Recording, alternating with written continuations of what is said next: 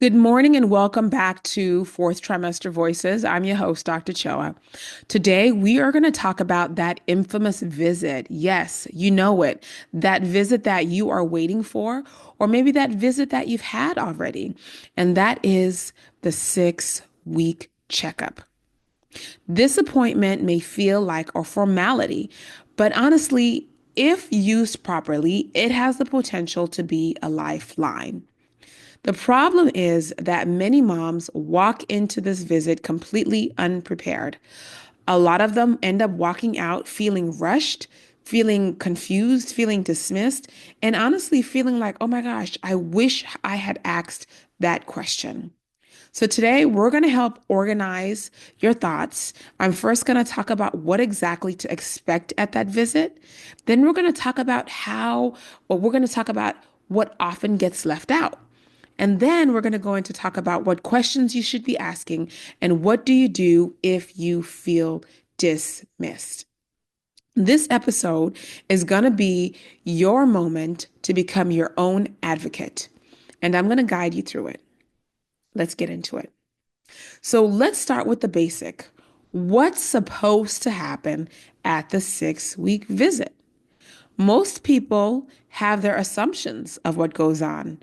We may have watched movies, we may have heard other moms talk about it. There is this idea of what goes on.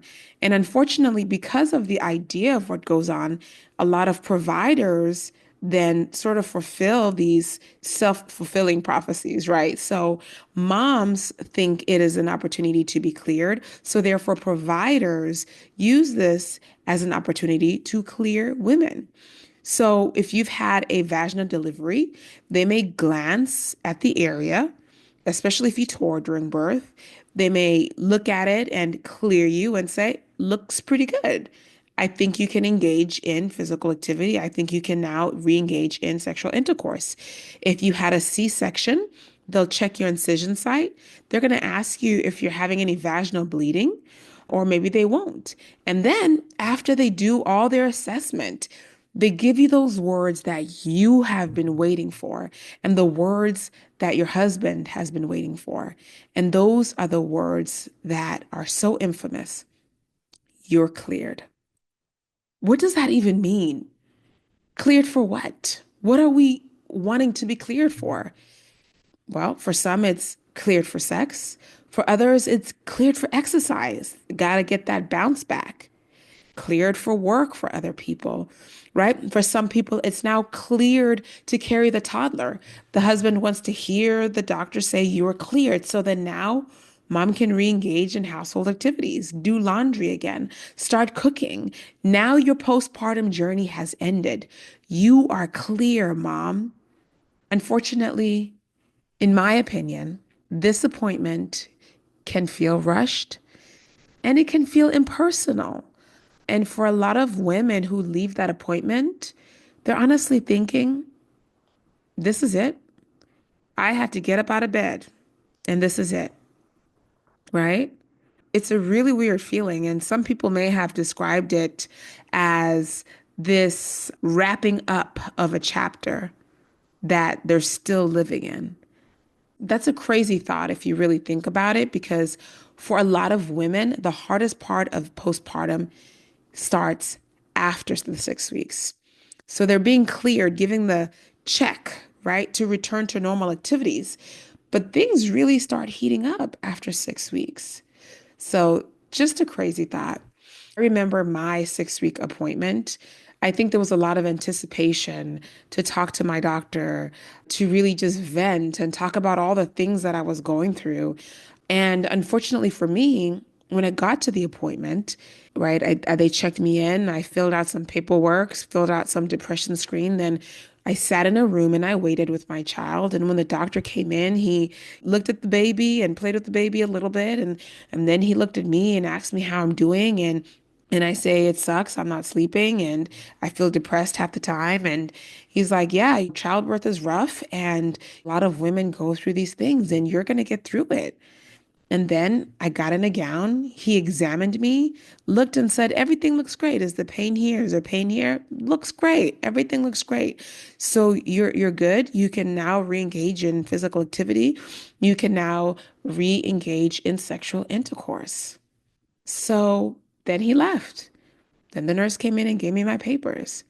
And everything that I had thought about at home and everything that I was piling up and all the weight that I had carried at 6 weeks, I did not offload that there. I took it back with me, put it back in my bag, got in my car, and went back home. I felt cheated, right? This 6 week period of time, what was I exactly cleared for? And so when I often look back at that visit and I try to help prepare moms for the postpartum period, I think about this and I often think about what exactly is missing from that 6 week visit. And honestly, it's a lot. Let me tell you what doesn't happen at the 6 week visit. Pelvic floor assessment.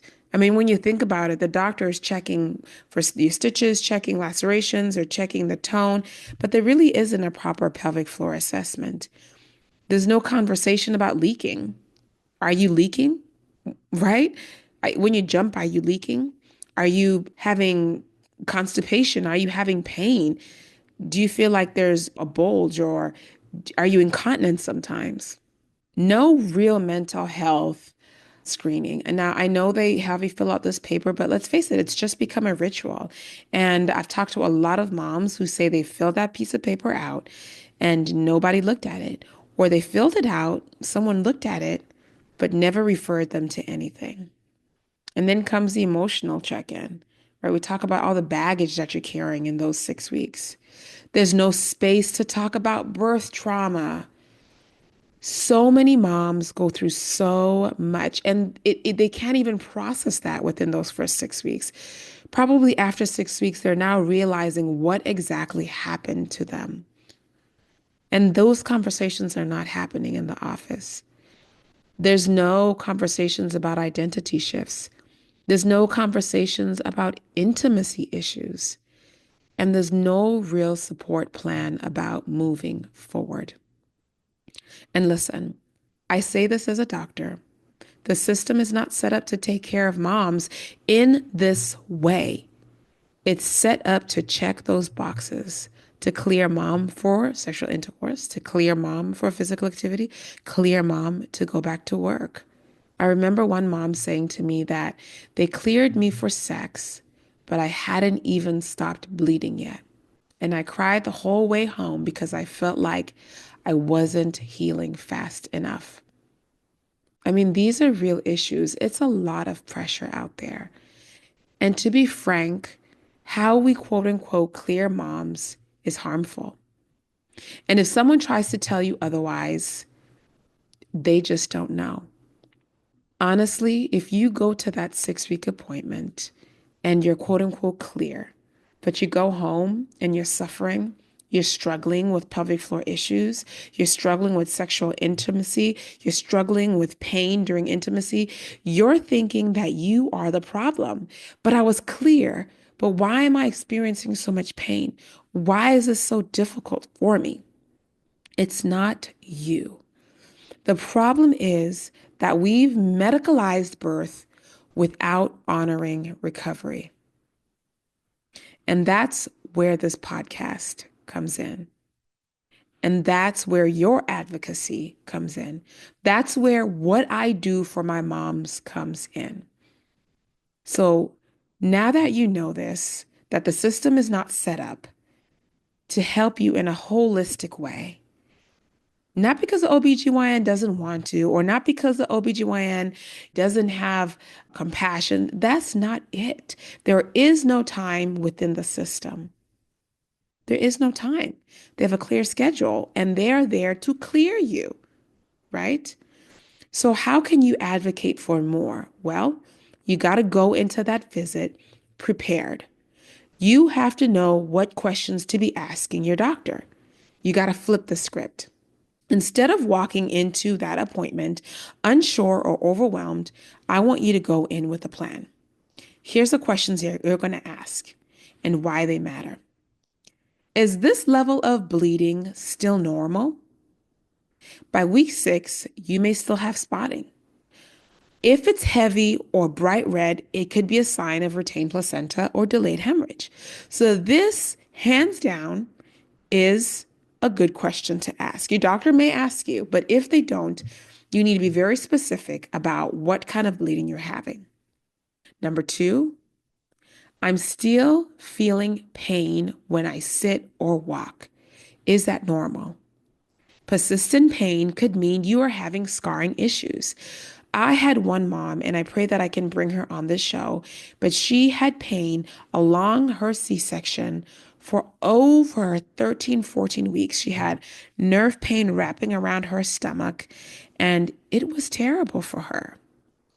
And she went back and forth with her doctors, and she got the help that she needed from pelvic floor therapy. Persistent pain, whether vaginal or C-section scar pain, pelvic floor dysfunction, could be a sign of nerve damage. Pain should not be dismissed at the 6-week visit. So if you're having pain, speak up, please. And number 3, should I see a pelvic floor therapist even if I'm fine? Yes. I put this in here because, yes, you need to see a pelvic floor therapist. I put it on here for you to ask your doctor, but I'm telling you, you need to see one. Why? Because healing is just not about what you feel. Many pelvic floor issues are invisible until they cause long-term problems. In France, pelvic floor therapy is standard of care. So please see one. Number 4, how do I know if I'm just tired, overwhelmed, sleep deprived, or is this postpartum depression? Your doctor uses a screening tool, but you need to get into the deep and dirty of your feelings that you are experiencing, and you need to tell your doctor there. If there is a trust barrier there, or you don't feel like your doctor will listen, or you feel like something may happen to you or your baby, ask somebody to go with you. Talk to your doula. Talk to somebody that you trust because this is important. You need to be referred to the resources that can help you early. And then, lastly, I want you to ask your doctor this. What support do I have after this appointment? Do you have my back after we leave today, or is this the end of it? When should I follow up with you? Who do I call if things change? 6 weeks should not be the end of your relationship with your doctor. You need ongoing care. This is why I do what I do at EM Care to You. I step in and try to walk moms through and be with them for however long I need to be with them. But if you don't have that where you are, you need to ask your doctor, what support do I have after this visit? And where do I get it? Or do I make an appointment with you? Don't be afraid to talk with your doctor. Don't be afraid to get a piece of paper, write your questions down. Please, please, please, don't be afraid, even if they push back. Let's elaborate on that a little bit. What if the doctor pushes back? What if the doctor doesn't have any time? What do you do if you feel dismissed? I want to sit with this for a second. Because what happens when you do speak up and your provider doesn't listen, right? This is something I often hear from my moms. And every time I hear it, my heart breaks because I wish that this was not the case. And it's happened to me on numerous occasions. For example, I told my doctor, I feel depressed and I feel low and I'm overwhelmed. And my doctor said, you're tired, you're sleep deprived. All women go through this. You might say, I'm bleeding. And they say, that's normal. You may even say, I feel sad all the time. And they'll just say, that's just the baby blues. This is what you're going to have to say back. Can you help me understand why this isn't concerning to you? This opens the door without confrontation. Number 2, I'd feel better if we could explore this a little bit more. You're asking for partnership. Number 3, can I be referred to a specialist who can help me, or can I get a second opinion? Always, always within your rights. And if none of that works, find another doctor.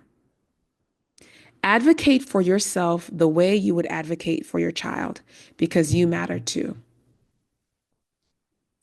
Why this visit should be just the beginning, I have a million reasons. The 6 week visit should not be the end, it should be the beginning. I want to leave you with this. Think about this. Would we send someone home 6 weeks after surgery and say, "You're cleared. Good luck"? No. They would get follow-up appointments, physical therapy, nutrition plans, and rest. But new moms, we get clearance and a pat on the back. This is why I created EM Care to You, to provide real postpartum care, in-home, virtual, and personalized, because healing deserves more. And if no one has told you this yet, let me say it now. You are not behind. You are not abnormal because you don't feel good after being cleared. You are not weak for needing help. You are a human being who just created life, and that deserves care. If your 6 week appointment is coming, or you already had one and still don't feel okay, please, please contact me if you can. I am here for you. If you are in Atlanta, Georgia, give me a call and we can talk about it. We can talk about how to support you. If this episode resonates with you, I want you to share it with another mom. Leave a review, send it to a friend. Help me spread the word that postpartum care matters, and so do you. Thank you for tuning in to Fourth Trimester Voices. I hope this episode can help you or someone else within your circle. Take care. Are you navigating pregnancy and postpartum alone? Are you feeling overwhelmed by the lack of support? You're not alone, and you don't have to do this alone. With EM Care to You, I offer personalized in-home and telemedicine support designed to guide moms through the challenges of the postpartum period. Whether you need total on-call services or periodic check-ins in the home, I help women recognize warning signs and I support you as your advocate, and I am here for you the entire step of the way. I want to create a postpartum plan that's all about you, your health, and your recovery. Follow me on Instagram at Dr. Choa for tips, resources, and there you'll find a way to book me. All right? DM me or email me if you have any other questions.